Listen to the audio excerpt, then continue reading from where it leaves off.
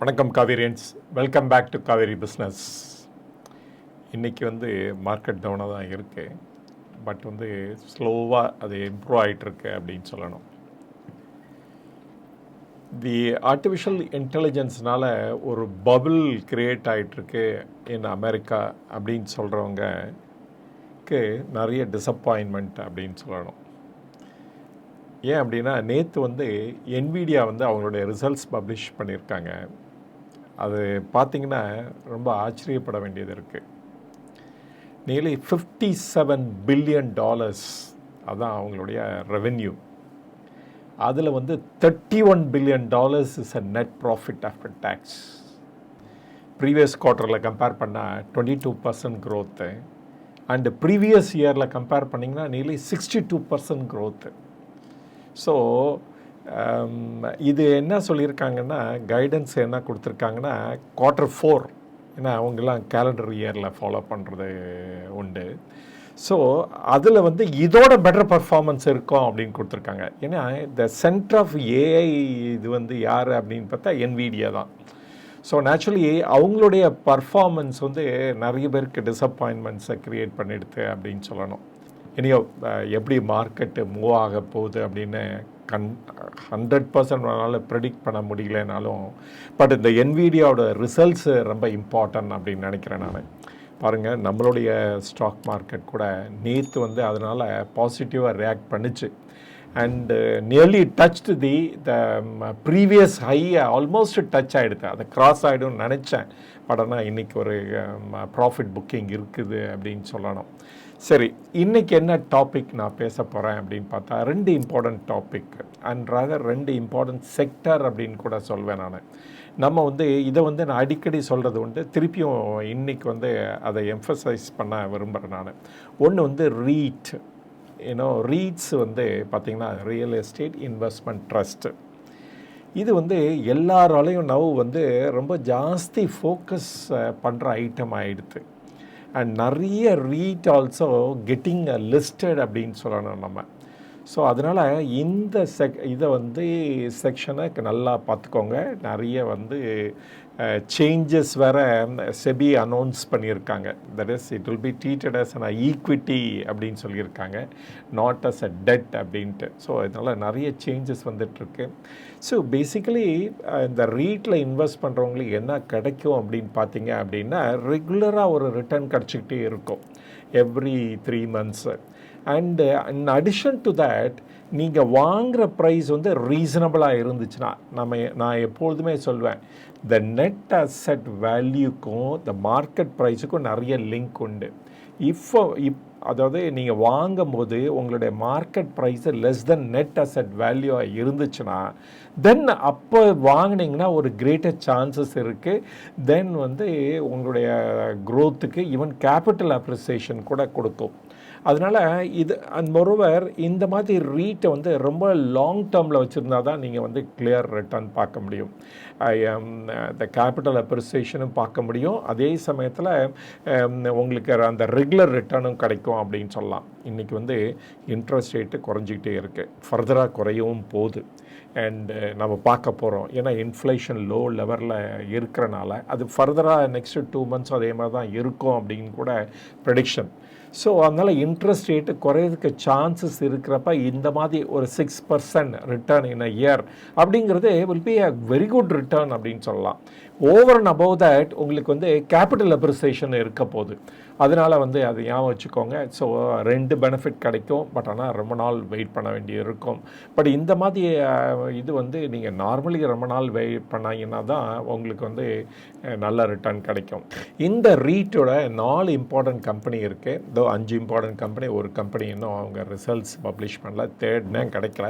But இருந்தாலும் இந்த 4 கம்பெனிஸோட results Joko ஷீட்டில் கொடுத்துருக்கேன். நீங்கள் போய் பார்த்து தெரிஞ்சுக்கோங்க எப்படி இருக்குது கம்பேரிசன் அப்படின்ட்டு. ஒரே ஒரு இது ஞாபகம் வச்சுக்கோங்க, that market value less than that net asset வேல்யூவாக இருந்துச்சுன்னா அதான் என்ட்ரி பாயிண்ட் அப்படின்னு சொல்லலாம். எல்லாருமே என்ன பண்ணுறாங்க, அவங்களுடைய இன்வெஸ்ட்மெண்ட்டை இன்க்ரீஸ் பண்ணிகிட்டே போயிட்டுருக்காங்க. ஸோ அவங்களுடைய அசெட் வேல்யூ இன்க்ரீஸ் ஆகிட்டே போயிட்டே இருக்குது.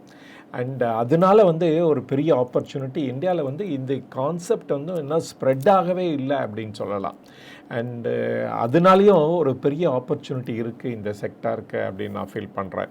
ஏன் அப்படின்னா இந்த 90% ஆஃப் த டிஸ்ட்ரிபியூட்டபிள் கேஷ் ஃப்ளோ இருக்குது பாருங்கள், அதை டிவிடெண்டாவோ இன்ட்ரெஸ்டாவோ இந்த யூனிட் ஹோல்டர்ஸ்க்கு கொடுத்தாகணும். அதுதான் வந்து செபியோட மேண்டேட்டு. அப்புறம் இந்த ரீட் அசச்சு இந்த எஸ்பிவி லெவலில் பார்த்திங்கன்னா அவங்களுக்கு டேக்ஸ் ஃப்ரீ. ஸோ இந்த மாதிரி செபியோட நிறைய பெனிஃபிட் இருக்கிறனால இந்த ரீட் வந்து ரொம்ப அட்ராக்டிவ் அப்படின்னு சொல்ல ஃபார் இன்வெஸ்ட்மெண்ட். ஸோ இதை 4 கம்பெனியோட இது பண்ணியிருக்கேன். ஒன்று வந்து எம்பசி, தென் ப்ரூக்ஃபீல்டு, தென் மைண்ட் ஸ்பேஸ், தென் நெக்ஸ்ட்டு. அப்புறம் இப்போ ரீசெண்டாக கூட ஒன்று லிஸ்ட் ஆகிருக்கு. ஸோ அதோட ரிசல்ட்ஸு நான் வந்தோடனே அதையும் அதில் அந்த இதில் ஜோகோ ஷீட்டில் போடுறேன். ஸோ நீங்கள் பார்த்து அது யூஸ்ஃபுல்லாக இருந்துச்சுன்னா டேக் எ டெசிஷன் அப்படின்னு சொல்லுவேன். அப்புறம் இந்த செகண்ட் செக்டார் இன்றைக்கி நான் பேச போகிறது என்ன அப்படின்னு பார்த்தா ஹாஸ்பிட்டல் செக்டர்ஸ். ஏற்கனவே அது நிறையா நியர்லி அபவுட் 9 ஹாஸ்பிட்டல்ஸோட ரிசல்ட்ஸை வந்து ஜோகோ ஷீட்டில் போட்டிருக்கேன். அண்டு நீங்கள் அதை போய் பார்த்து தெரிஞ்சுக்கோங்க. ஸோ இன்றைக்கி வந்து நான் எதை பற்றி பேச போகிறேன் அப்படின்னா ஹாஸ்பிட்டல் செக்டார்ஸ் வந்து ஏன் இம்பார்ட்டன்ட், இந்த செக்டாரை நம்ம ஏன் வந்து பார்க்கணும் உன்னிப்பாக, அண்ட் இதில் ஏன் நம்ம investment journey along with that இருக்கணும் அப்படின்னு நான் ஃபீல் பண்ணுறேங்கிறதுக்கு இப்போ நிறைய ரீசன்ஸ் சொல்ல போகிறேன். First and the most important reason என்னன்னு பார்த்தீங்கன்னா இன்சூரன்ஸ். இப்போ பாருங்கள், இந்த ஹெல்த் இன்சூரன்ஸுக்கு கவர்மெண்ட் வெயிட் பண்ணிட்டாங்க ஜிஎஸ்டியை. ஸோ 18% பெனிஃபிட் கிடைக்க போது இன்சூரன்ஸ் பண்ணுறவங்களுக்கு அத்தனை பேருக்கும். அதை வந்து இந்த இன்சூரன்ஸ் கம்பெனி கம்ப்ளீட்டாக பாஸ் ஆன் பண்ணிட்டாங்களான்னு பார்த்தோம்னா இல்லை, அபவுட் 12-13% வரைக்கும் பாஸ் ஆன் பண்ணிட்டாங்க. Still any benefit is a great benefit அப்படின்னு சொல்லணும். ஏன்னா இந்தியா வந்து known for under insured country அப்படின்னு தான் சொல்லணும். ஏன்னா ப்ரீமியம் ரொம்ப ஹையாக இருக்குது அண்ட் அஃபோர்டபிலிட்டியும் ரொம்ப ஹையாக இருக்கலாம், நிறைய பேர் இன்சூர் பண்ணலை. பட் ஆனால் நம்மளுடைய இந்த $5,000 per capita income இருக்கிற பீப்புள் வந்து இஸ் க்ரோயிங் ஸ்டடிலி. அண்டு இது வந்து 2027 நெலி அபவுட் 100 மில்லியன் டச் ஆகும் அப்படிங்கிறாங்க. இப்போ அரௌண்ட் 60 மில்லியன் இருக்காங்க. அப்போ வந்து இவங்க வந்து நிறைய ப்ரீமியம் வந்து எக்ஸிஸ்டிங் இன்சூரன்ஸ் கம்பெனிக்கு கொடுக்க போகிறாங்க. அதனால் வந்து இந்த ஹாஸ்பிட்டல் செக்டாருக்கு வந்து ஒரு இம்பார்ட்டன்ட் கேஷ் ஃப்ளோ வந்து கிடைக்க போகுது அப்படின்னு சொல்லணும். நார்மலாக பார்த்தீங்க அப்படின்னா இந்த ப்ரைவேட் ஹாஸ்பிட்டல்ஸுக்கெல்லாம் இன்சூரன்ஸும் ஒரு சோர்ஸ் ஆஃப் ஃபண்டிங்காக இருக்குது. அண்டு அதனால் வந்து இது வந்து ஜாஸ்தி ஸ்ட்ரெங்தன் ஆக ஆக அந்த ஹாஸ்பிட்டல் செக்டார்ஸில் வந்து இன்னும் பெட்டராக க்ரோ ஆகிறதுக்கு சான்சஸ் இருக்குது அப்படின்னு சொல்லலாம். ஏன்னா இந்த பேயர் கிளாஸில் பார்த்தீங்க அப்படின்னா இந்த டிஃப்ரெண்ட் டைப்ஸ் ஆஃப் பேமெண்ட் ஒன்று வந்து கவர்மெண்ட்டு. இப்போ அந்த ஆயுஷ்மான் பவன் அப்படின்னு சொல்கிறாங்க பாருங்கள், அந்த ஸ்கீமில் கூட ஒரு நீலி அபவுட் இட்ஸ் ஆல்சோ க்ரோயிங், நீலி 1/3 வந்து அந்த செக்டார்லேருந்து வந்துட்டுருக்கு. இன்னொரு செக்டார் என்ன அப்படின்னு பார்த்தீங்கன்னா தெர் இஸ் இன்சூரன்ஸ் மூலமாக சோர்ஸ் ஆஃப் ஃபண்டிங் வந்து இந்த ஹாஸ்பிட்டல்ஸ்லாம் கிடச்சிட்ருக்கு. அப்புறம் தேர்டு வந்து அஃப்கோர்ஸ் அவங்களோட செல்ஃப் பே அப்படின்னு சொல்லணும். அப்புறம் இன் addition to that the foreigners கூட இங்கே வந்து ட்ரீட்மெண்ட் எடுத்துகிட்டு இருக்காங்க அப்படின்னு சொல்லணும். அது வந்து ஒரு சர்டன் பாக்கெட்ஸில் தான் இருக்குது, அது சர்டன் ஹாஸ்பிட்டல்ஸ் தான் போயிட்டுருக்கு. அண்டு இது வந்து அதனால் இன்சூரன்ஸ் வந்து ஒரு important source of funding for hospital. அதுக்கு வந்து ஒரு பெரிய இன்சென்டிவ் கிடச்சிருக்கு ஜிஎஸ்டியில். இது இம்பார்ட்டன்ட் ட்ரைவர் அப்படின்னு சொல்லணும். அண்ட் செகண்ட் இம்பார்ட்டன்ட் பார்த்தீங்க அப்படின்னா இந்த மார்க்கெட்டு. இன்றைக்கி பாருங்கள் மார்க்கெட் எப்படி இருக்குது அப்படின்னா 2017 எடுத்துட்டிங்கன்னா கவர்மெண்ட் வந்து 37% டாமினேட் பண்ணிகிட்டு இருந்தாங்க இந்த ஹெல்த்து கேர் மார்க்கெட்டில். இன்றைக்கி பார்த்திங்கன்னா அது படிப்படியாக குறைஞ்சிக்கிட்டே வந்துட்டுருக்கு. இன்றைக்கி வந்து ஒரு 31% தான் இருக்குது of the total health care இதில் பட்ஜெட்டில். இது வந்து 2027 எப்படி ஆக போகுதுன்னு பார்த்திங்கன்னா 27% தான். அப்போ இந்த ப்ரைவேட் ஹாஸ்பிட்டலோட டாமினேஷன் வந்து நிறைய இருக்க போது. அதுவும் வந்து யார் யார் நல்ல சர்வீஸ் கொடுக்குறாங்களோ அந்த பெஸ்ட்டு சர்வீஸ் கொடுக்குறாங்களோ அவங்களுக்கு வந்து நிறைய ஃபுட்ஃபால் இருக்கும் அப்படின்னு சொல்லலாம். இது வந்து செகண்ட் இம்பார்ட்டன்ட் ஃபேக்டர் அப்படின்ட்டு. அப்புறம் இந்தியாவே நோன் ஃபார் அண்டர் பெனிட்ரேஷன் தான். ஈவன் வேர்ல்டு ஹெல்த் ஆர்கனைசேஷன் என்ன சொல்கிறாங்கன்னா அட்லீஸ்ட் 3 பெட் ஃபார் 1000 பீப்புள் அப்படின்ட்டு. அப்படி பார்த்தா இந்தியாவில் இருக்குதா அப்படின்னு பார்த்தோன்னா இல்லவே இல்லை. ஸோ அதனால் இது வந்து வில் பாய்ஸ் டு க்ரோ அப்படின்னு சொல்லலாம். இப்போ ஹாஸ்பிட்டல் செக்டர்ஸ்லாம் ஒரு இம்பார்ட்டன்ட் ஃபேக்டர் பார்க்கலாம். அண்டர்லையிங் ஃபேக்டர் எல்லா ஹாஸ்பிட்டலும் லிஸ்டட் கம்பெனியில் சொல்கிறேன், எல்லாத்துக்குமே ப்ரைவேட் ஈக்விட்டி உள்ளே வந்துக்கிட்டே இருக்கு. எப்பொழுதுமே இந்த ப்ரைவேட் ஈக்விட்டி உள்ளே வராங்க அப்படின்னா தோ அதில் வந்து நிறைய இஷ்யூஸ் இருந்தால் கூட, பட் ஆனால் அது வந்து அந்த செக்டார் வந்து வில் க்ரோ அப்படின்னு கூட எடுத்துக்கலாம். நம்ம அந்த செக்டார் வந்து க்ரோ ஆச்சு அப்படின்னா ஆஸ் எ இன்வெஸ்டார் நமக்கும் ஒரு பெனிஃபிட் கிடைக்கும் அப்படின்னு கூட சொல்லிடலாம். அதனால இந்த ஃபேக்டரும் ட்ரிகரிங் ஃபேக்டர் அப்படின்னு சொல்லுவேன் நான். இப்போ ஹாஸ்பிட்டல்ஸ்லாம் நிறைய பேர் புரிஞ்சுக்கிட்டாங்க. தட் இஸ் ரொம்ப இம்பார்ட்டன்ட் ஃபேக்டர்ஸ்லாம் என்ன அப்படின்னு பார்த்தா ஆக்குபன்சி, அப்புறமேல லொக்கேஷ்னல் ஃபேக்டர், தென் வந்து அந்த ஆவரேஜ் லெங்த் ஆஃப் ஸ்டே அப்படின்லாம் சொல்லலாம். அப்போ நீங்கள் பாருங்கள், the occupancy is very important. Occupancy எப்போ வரும் அப்படின்னா நியூ ஹாஸ்பிட்டலுக்கு வந்து ஆக்குபன்சி அவ்வளோ இருக்காது. அதனால தான் தேசே 5 இயர்ஸ் அது ஆகணும், அப்புறமேல் தான் அவங்களுக்கு வந்து அது ஃபுட்ஃபால் இன்க்ரீஸ் ஆகும் அப்படின்னு சொல்லுவாங்க. அந்த மெச்சூர்ட் ஃபேஸ் வர்றதுக்கு 5 இயர்ஸ் ஆகுது. அதனால் மோஸ்ட் ஆஃப் த ஹாஸ்பிட்டல்ஸ் என்ன பண்ணுறாங்க அப்படின்னா இந்த ப்ரௌன் ஃபீல்டு எக்ஸ்பேன்ஷன் தான் நிறைய பண்ணுறாங்க தேன் த க்ரீன் ஃபீல்டு அப்படின்னு சொல்லலாம். தெர் இஸ் எக்ஸிஸ்டிங் ஹாஸ்பிட்டல் இதை டேக் ஓவர் பண்ணிவிட்டு இல்லாட்ட எக்ஸிஸ்டிங் ஹாஸ்பிட்டல்லையே எக்ஸ்பேன்ஷன் பண்ணுறது தான் அவங்க ரொம்ப இம்பார்ட்டண்ட்டாக விரும்புகிறாங்க. அண்டு எல்லா ஹாஸ்பிட்டல்ஸும் அதுதான் பார்க்குறாங்க. ஸோ அதனால் என்ன ஆகுது அப்படின்னா இந்த ஆக்குபன்சியை இன்க்ரீஸ் பண்ண இவங்களுடைய ரெவென்யூ இன்க்ரீஸ் ஆகும். அதே சமயத்தில் பேஷண்ட்ஸ் கேரும் ஜாஸ்தி பெட்டராக இருக்கிறதுனாலையும் the average length of stay கூட குறைஞ்சிக்கிட்டே வந்துட்டுருக்கு.